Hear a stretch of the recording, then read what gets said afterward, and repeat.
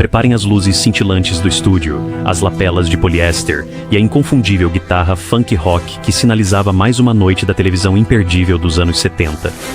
Mas, espreitando entre os amados clássicos, havia programas tão equivocados, tão gloriosamente terríveis, que os executivos das emissoras passaram décadas fingindo que jamais os aprovaram. Hoje à noite, vamos rebobinar a fita U-Matic para expor as 13 piores sitcoms de TV dos anos 70 que você esqueceu que existiam. Prepare-se, porque quanto mais rebobinamos, mais estranho fica. 1. The Brady Bunch Hour, 1976-1977. Apenas 3 anos depois que as crianças Brady embalaram suas últimas lancheiras, a ABC decidiu que a família mais sadia dos Sarsier deveria trocar os churrascos no quintal por macacões de neon e medleys de disco.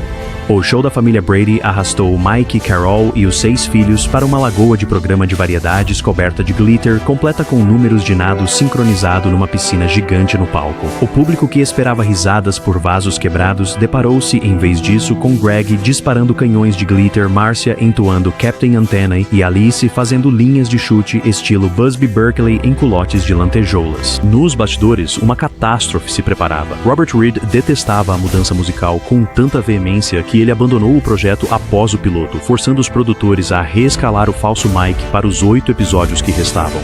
Os espectadores mal perceberam, muito distraídos com a coreografia cafona e piadas que caíram no vazio. A trilha de risadas se esforçava para mascarar o silêncio atônito enquanto personagens familiares se exibiam em medleys de Disco Duck e sucessos de Glenn Campbell. A imprensa comparou a assistir seus amigos de infância feitos reféns por Las Vegas.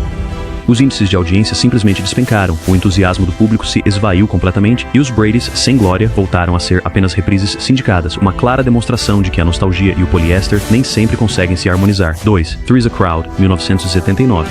O charme maleável de John Ritter manteve Three's Company no ar por 8 temporadas. Então a ABC assumiu um sucesso garantido quando Jack Tripper ganhou seu próprio spin-off. Em vez disso, eles perderam a receita mágica e nos serviram apenas sobras mornas. Three's a Crowd leva Jack para um luxuoso apartamento em Marina del Rey com sua namorada aeromoça Vicky, para o grande desgosto de seu pai milionário e sempre carrancudo. Acabaram-se os mal-entendidos picantes e os triângulos cômicos.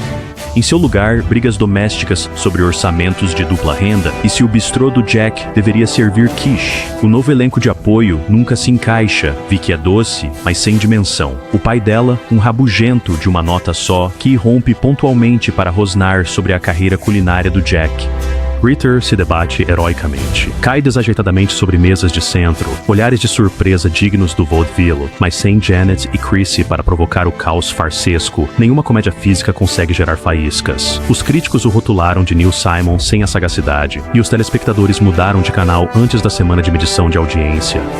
22 episódios depois, a ABC discretamente encerrou o programa. Pacotes de sindicação ainda o enterram em cemitérios de fim de noite, um aviso de que até a estrela mais brilhante precisa das constelações certas. 3. All That Glitters, 1977. Se Norman Lear conseguiu transformar a tensão racial em ouro de audiência com All in the Family, por que não inverter a política de gênero? Apresentamos All That Glitters, uma paródia de novela noturna ambientada num universo corporativo bizarro, onde mulheres comandam as salas de reunião e homens buscam o café. Parece subversivo. Na tela parecia um esquete de sociologia de calouros, esticado por 65 dolorosas parcelas. Lear pretendia satirizar o sexismo pela inversão, mas o diálogo nos empurra clichês de papelão. Heroínas de terninho rosnam ordens, enquanto recepcionistas atraentes e emburradas choramingam sobre unhas lascadas. A sátira esqueceu de ser engraçada, e pior, esqueceu de fazer sentido. Num minuto, executivos debatem aquisições hostis. No minuto seguinte, maridos troféu fofocam sobre receitas de quiche, vestindo calças de cetim apertadas. Essa brusca mudança de tom deixou os espectadores perplexos, as feministas indignadas e os machistas completamente indiferentes. Até mesmo a ousada inclusão de uma das primeiras personagens trans da televisão pareceu um mero simbolismo, introduzido para causar impacto e depois deixado de lado. A audiência despencou mais rapidamente do que uma ação hostil, e ao final do verão, a emissora encerrou completamente o experimento. Hoje, All That Glitters sobrevive apenas em cópias piratas granuladas, um fracasso ambicioso que prova que conceitos precisam de maestria, não apenas de coragem. 4. Quem está de olho nas crianças? 1978. Você pensaria que uma série de comédia sobre dois meninas criando os irmãos na glamourosa Las Vegas do fim dos anos 70 teriam uma diversão kitsch. Em vez disso, a NBC entregou uma crise de identidade embrulhada em lantejoulas. A trama acompanha a futura estrela de Cheers, Carla Tortelli, ou melhor, Annette O'Toole, e Lynn Holly Johnson, de cabelos anelados, como dançarinas de vestido de coquetel perseguindo o estrelato à noite, enquanto conciliam lição de casa, toques de recolher e aluguel durante o dia. Mas o programa não decide se é comédia adulta picante ou fofura familiar. Os sensores da rede neutralizam cada ângulo arriscado. O glamour dos cassinos é substituído por estúdios iluminados a zinco, e o trabalho das irmãs é mencionado apenas como uma apresentação. As crianças saltitam por travessuras de sitcom, desastres de venda de bolos, hamsters fujões, enquanto seus guardiões trocam piadas leves sobre bolhas nos pés do ensaio. A química é nula, o ritmo frenético, as piadas sem graça. A crítica o chamou de Three's Company para crianças, sem o sexo e com o dever de casa. Os espectadores concordaram, deixando de assistir após alguns episódios. Os 6 finais foram queimados no verão, efetivamente escondidos sob reprises de beisebol. Nos bastidores, as notas dos executivos exigiam: tornem-no mais Vegas, mas menos adulto. Uma diretriz de Mobius que esmagou qualquer faísca narrativa. O resultado? Uma relíquia banhada em neon que consegue trivializar tanto as dificuldades de pais solteiros quanto a garra do showbiz. Hoje, quem está cuidando das crianças é mais lembrado por inspirar uma resposta retórica. Aparentemente, ninguém. 5. Soap, 1977 a 1981. Imagine apresentar uma sitcom que começa com um duplo homicídio, inclui uma abdução alienígena na 3ª temporada e ainda enfia piadas com risadas enlatadas sobre disfunção erétil. Essa era Soap. Concebida pelo produtor Norman Lear, que desafiava limites, a série pretendia parodiar as novelas diurnas, transformando cada tabu em uma piada. Cada episódio apresentava reviravoltas chocantes na trama, casos amorosos, lavagem cerebral de seitas, possessão demoníaca antes do intervalo comercial. No centro da trama estavam as famílias rivais, Tate e Campbell, dinastias disfuncionais cujos escândalos envergonhavam Dynasty muito antes mesmo de ela surgir. Mas a sátira exige calibração. Soap ultrapassou o ponto ideal, mergulhando num caos absoluto. Assuntos sérios, como amor entre pessoas do mesmo sexo e doenças mentais, eram explorados para piadas num minuto, e no seguinte tratados com um pathos genuíno. Os telespectadores nunca sabiam se deviam rir, sentir vergonha ou escrever uma carta severa aos padrões e práticas. Grupos religiosos, de fato, manifestaram-se em frente às afiliadas da ABC antes da estreia, classificando o programa como o apocalipse moral da televisão. Paradoxalmente, o alvoroço inflou a audiência no início, mas já na 3ª temporada, até mesmo os fãs mais dedicados tinham dificuldade em acompanhar os infinitos ganchos. Será que o ventríloco Chuck algum dia admitirá que ele controla o boneco? A Jéssica está morta, em coma ou se candidatando ao Congresso? Os roteiristas mal davam conta, e quando a emissora finalmente cancelou após 85 episódios, o fez no meio da trama, deixando os espectadores com um dos maiores ganchos eternos da TV. Soap provou que cortejar a controvérsia pode render manchetes, mas sem gravidade narrativa, a sátira flutua para o espaço, às vezes literalmente. 6. A Freira Voadora, de 1967 a 1970. Tecnicamente lançada no final dos anos 60, esta peculiaridade levíssima perdurou em reprises bem adentrando os anos 70, confundindo toda uma geração Brady Bunch. A noviça voadora escalou Sally Field, antes do Oscar, como irmã Bertrilli, uma noviça de 90 libras num convento em San Juan, cujo corneto engomado agia como uma asa de planador nos ventos alísios do Caribe. Com uma rajada e vupt, ela partiu, navegando pelos telhados de estuque para resolver dilemas morais, com palestras motivacionais aéreas. Os executivos da ABC alardearam a premissa como uma fantasia familiar. Field mais tarde chamou-o de o albatroz que quase a fez desistir de atuar. Os orçamentos de efeitos especiais eram mais escassos que o hábito da irmã Bertrill. Fios eram visíveis, céus de projeção traseira cintilavam e a pobre atriz suportou máquinas de vento jogando areia em seus olhos. Os roteiros sempre reciclavam a mesma fórmula. Um orfanato local precisava de dinheiro, e Bertrill era levada por uma corrente de ar. A inspiração descia do alto, mas a turbulência tonal era bem pior. O programa alternava entre mensagens católicas edificantes e a comédia pastelão dos Looney Tunes. Num minuto, pregando caridade, no seguinte, explorando brigas tolas com um piloto de carga rabugento como interesse amoroso. Na terceira temporada, os roteiristas esticaram a premissa até a Madre Superiora parecer envergonhada, muitas vezes repreendendo Irmã Bertrille. 2000. Embora as audiências se mantivessem respeitáveis, Field implorou pela sua libertação, desejando provar que conseguia atuar sem o uso de arreios. A ABC cedeu após 82 episódios. Em retrospectiva, A Freira Voadora permanece como uma cápsula do tempo surreal, uma sitcom tão elevada em seu conceito que nunca conseguiu realmente decolar, ensinando a Hollywood que truques podem te impulsionar, mas raramente proporcionam uma trajetória de voo estável. 7. Co-Ed Fever, 1979. Era quase possível sentir o cheiro do memorando do estúdio. Encontrem uma versão para a TV de Animal House e a exibam imediatamente. A CBS cumpriu, lançando Co-Ed Fever, uma comédia universitária filmada com cores pastel berrantes de dormitório e censurada a ponto de se tornar sem vida. Ambientada no Baxter College, um colégio recém-coeducacional e sem irmandades femininas, a série acompanhava 3 calouros que acreditavam que a vida mista significava uma festa da toga eterna. O que eles e nós recebemos em vez disso foram piadas tão drasticamente cortadas pelos padrões e pelas práticas que as piadas de efeito simplesmente evaporavam no meio da frase. O episódio piloto, um dos únicos 3 episódios já transmitidos, apresenta barris de cerveja que foram inteligentemente reetiquetados como root beer, lutas de travesseiros que se detêm a poucos centímetros do contato físico real e um nerd completamente apaixonado cuja maior ideia de rebeldia é furtar as bandejas da lanchonete. Cada piada potencialmente atrevida chega desarmada. Portas batem antes de qualquer nudez parcial e a plateia ao vivo geme audivelmente quando as insinuações viram papo de colégio. Até a trilha de risadas pré-gravadas parece confusa. Membros do elenco admitiram mais tarde que tiveram que refilmar cenas usando toalhas de modéstia até os tornozelos. Nada de chique de briga de bar. A CBS esperava aproveitar o espírito da época da cultura jovem libertada do final dos anos 70, mas acabou exibindo um programa que parecia mais velho que Leave It to Beaver. A audiência despencou, os críticos zombaram e as afiliadas se recusaram a exibir episódios não transmitidos, temendo multas da FCC que nunca se materializariam. Não havia mais nada a ser salvo. Co-Ed Fever exemplifica o que acontece quando executivos perseguem uma moda de conteúdo R numa rede G. Todos reprovam antes das provas de meio de período. 8. Hee Haw Honeys, de 1978 a 1979.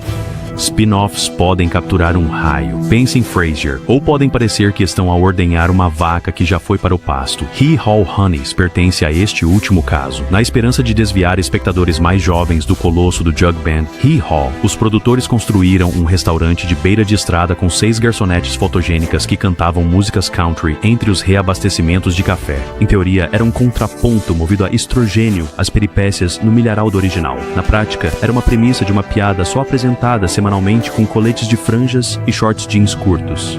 Cada episódio girava em torno de turnos duplos no Cornfield Café, confusões na caixa registradora, caminhoneiros ciumentos, caça-talentos prometendo a glória de Nashville. Os números musicais, encaixados à força no meio da cena, paravam a história de repente, enquanto as moças cantavam versões suavizadas de Waylon e Dolly sob letreiros de neon de cerveja.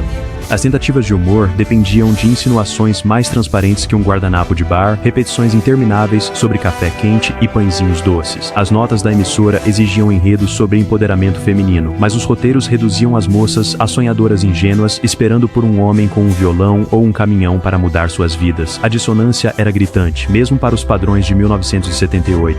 Estrelas convidadas, de Buck Owens a uma Loretta Lynn visivelmente desconfortável, apareceram em participações desajeitadas, parados como se tivessem pegado a saída errada da Interestadual 40. A audiência patinou. O público rural preferia os bailes caipiras originais, enquanto os espectadores urbanos o descartavam como um excesso de kitsch. Após 26 episódios, as Honeys penduraram os aventais e os produtores discretamente guardaram o cenário do posto no depósito de adereços. Hoje, Hee Haw Honeys sobrevive apenas em VHS com chuviscos na TV a cabo noturna, lembrando-nos que Hot Pants de lantejoulas não cobrem falhas narrativas. 9. Os Vagabundos da Praia de São Pedro, 1977. Imagine 5 jovens de 20 e poucos anos, bronzeados pelo sol, vivendo num barco-casa enferrujado no sul da Califórnia, convencidos de que o mundo lhes deve uma boa vida. Essa é a premissa duvidosa de Os Vagabundos da Praia de São Pedro, a tentativa da ABC de engarrafar o estilo costeiro para um público no horário nobre. Em vez de enredos, a série oferece um ciclo interminável de palhaçadas sem sentido. O surfista dancer foge da responsabilidade, Amigo tímido estraga romance à beira-mar. E Rico, o esquemador autoproclamado, cria planos para ficar rico que falham no primeiro intervalo comercial. Os episódios fluem preguiçosamente entre bicos, consertando iates de turistas, vendendo macramê em feiras de rua, por risadas enlatadas que parecem ter sofrido uma insolação. Nos bastidores, os executivos temiam que os telespectadores se irritassem com tanta ociosidade sem propósito, então enxertaram lições de moral empurradas à força na última hora. Numa semana, os vagabundos ensinam crianças da cidade a velejar, após lhes cobrar uma taxa de aluguel. Em seguida, eles resgatam um leão marinho extraviado para provar que não são totalmente inúteis. Mas nenhum dos personagens cresce, e cada lição evapora mais rápido do que tequila derramada no cais. A audiência despencou em um mês, levando a ABC a exibir 6 episódios, e depois cancelar o resto durante o marasmo do verão, efetivamente acabando com a série para sempre. Hoje, a série sobrevive principalmente em cópias VHS embaçadas e como piada interna entre historiadores de TV. É uma história que serve de alerta. Cenários charmosos e uma atmosfera descontraída não substituem a verdadeira narrativa ou a ambição que vai além de uma vida fácil. 10º, Lua de Papel, 1974. O filme vencedor do Oscar uniu Ryan e Tatum O'Neal num golpe agridoce da era da Grande Depressão, mas o Paper Moon da televisão trocou a sutileza cinematográfica pela leveza das risadas enlatadas e perdeu completamente o encanto. A ABC reformulou a astuta dupla de pai e filha com desconhecidos amigáveis, Jodie Foster antes de Taxi Driver e Christopher Connolly, e depois estendeu um filme de estrada de 2 horas numa trama de golpistas de final aberto. Toda semana, Ed e Papai Mose chegavam a uma cidade empoeirada do Kansas, vendiam bíblias fraudulentas ou tônicos capilares falsos e então fugiam quando o xerife percebia. Parece animado, mas o coração do filme, o amor inquietante entre um golpista e talvez a filha, foi reduzido a brincadeiras. Cortaram tanto na produção que a poeira nunca assentou. As cenas externas do meio oeste eram filmadas num cenário reciclado de Gunsmoke, com cactos a surgir no enquadramento. As tramas repetiam-se, ponto por ponto. O golpe de Mose, a bronca de Ed, a revolta dos moradores, a fuga apressada. As audiências começaram modestas, mas caíram quando perceberam que cada episódio era a mesma volta de carrossel. Os críticos lamentaram o talento óbvio de Foster desperdiçado em gags previsíveis, enquanto o Mose de Connolly não tinha o encanto sutil do filme. Seu golpe parecia mais inepto do que sagaz. Após 13 episódios, a ABC encerrou a produção, deixando a dupla para sempre em fuga. Paper Moon sublinha uma verdade brutal. Esticar o relâmpago da tela grande em 22 minutos de TV aberta pode destruir toda a magia. 11. Rhoda, 1974-1978. Criar um spin-off de uma personagem secundária querida pode parecer dar o palco principal à sua melhor amiga, até que você percebe que a série funcionava por causa da dinâmica da dupla. Rhoda prometia aos fãs mais da personagem espirituosa de Valerie Harper, uma transplantada do Bronx, agora de volta a Nova York, navegando pelo amor e pela carreira.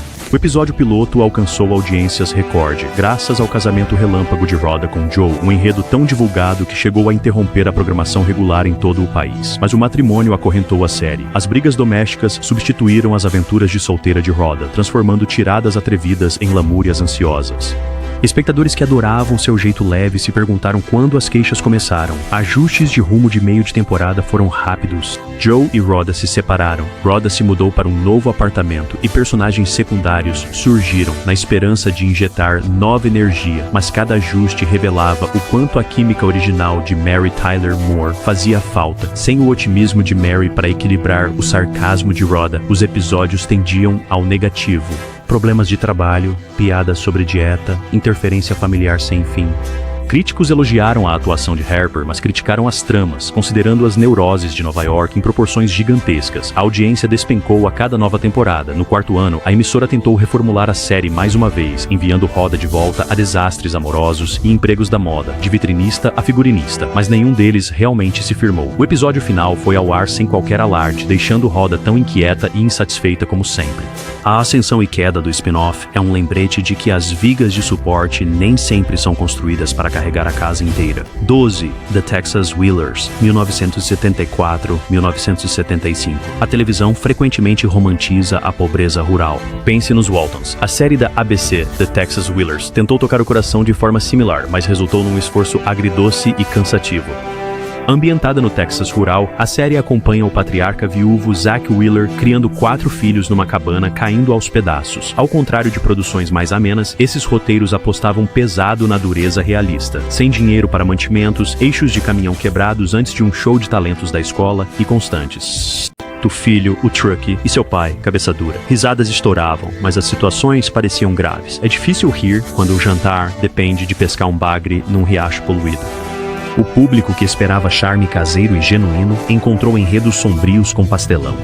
Os planos de Zack para pagar o aluguel geralmente resultavam em lesões físicas ou humilhação. Busey trazia energia maníaca, mas seus desabafos frustrados conflitavam com o humor negro descontraído de Ellen, criando um choque tonal. A ABC programou a série contra o gigante da CBS, The Jeffersons, prejudicando ainda mais suas chances. 8 episódios foram ao ar antes do cancelamento. 5 permaneceram invisíveis até décadas depois. Lançamento em DVD. Em retrospectiva, os críticos admiram sua representação crua e sem rodeios da luta rural, mas admitem que foi comercializado como comédia e não como realismo social. The Texas Wheelers serve como prova de que a pobreza retratada sem esperança ou um tom consistente raramente convida o público a rir junto. 13, Muita Sorte, 1973, 1974.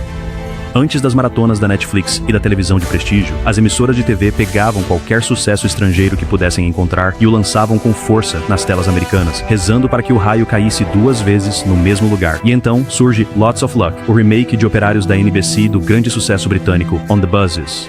Se foram os ônibus de 2 andares derrapando por Londres. Em seu lugar, rugiam caminhões de lixo de Nova York e uma avalanche de farsa forçada. Dom DeLuise, um dínamo na comédia de sketches e filmes de Mel Brooks, estrelou como Stanley Belmont, Gary de dia, eterno filhinho da mamãe à noite. Ele dividia um apartamento apertado com uma mãe resmungona, tão dominadora que fazia Marie Barone parecer zen, uma irmã vaidosa sempre atrás de dietas da moda e um cunhado desempregado viciado em pôquer que tratava o salário do Stanley como um caixa eletrônico pessoal. Cada episódio seguia a mesma trajetória pungente. Stanley batia o cartão antes do amanhecer, suportava acidentes cômicos envolvendo compactadores de lixo ou caçambas desgovernadas, depois cambaleava para casa para descobrir sua sala de estar transformada em um salão de bingo, um dormitório improvisado ou uma padaria ilícita, qualquer coisa para financiar o próximo esquema de sua família parasita. A energia vulcânica de DeLuise, as tiradas rápidas, as reações exageradas que davam torcicolo, não conseguiam mascarar roteiros baseados em trocadilhos batidos e piadas sobre gordos. A trilha de risadas gargalhava a cada arroto, tombo e almôndega rolando, mas os espectadores sentiram o cheiro do fracasso a quilômetros de distância. Nos bastidores, os problemas de tradução cultural se acumulavam como montes de lixo na calçada. O humor britânico sobre greves sindicais e gerência formal não se encaixava bem com a política de saneamento de Staten Island. Então, os roteiristas recorreram a piadas intermináveis com comida, montanhas de espaguete, cannoli explodindo, sanduíches gigantes do tamanho de tampas de bueiro. A NBC também insistia em valores familiares, forçando finais sentimentais, em que Stanley perdoava a todos e cantava canções alegres enquanto varria os escombros, uma guinada tonal que deixava o público tonto. A audiência despencou drasticamente após o episódio piloto. Quando chegou o 8º episódio, a emissora literalmente retirou a série do ar para dar lugar a um especial do Bob Hope e, em seguida, exibiu os episódios restantes, jogando-os no cemitério da programação de verão. No final, Lots of Luck provou que a única coisa mais difícil do que carregar o lixo de Nova York é transportar uma sitcom britânica mediana através do Atlântico sem perder a sua essência cômica. Falhou após 24 episódios, deixando DeLuise a regressar grato ao grande ecrã, enquanto a própria série se decompunha no limbo da sindicação, um lembrete claro de que alguns remakes pertencem ao lixo. E aqui estão, 13 sitcoms gloriosamente terríveis que tropeçaram, escorregaram ou afundaram no palco alcatifado da televisão dos anos 70. Deixe o seu like, inscreva-se para mais expedições de cultura pop esquecida e ative o sininho para não perder nossa próxima missão de resgate retrô.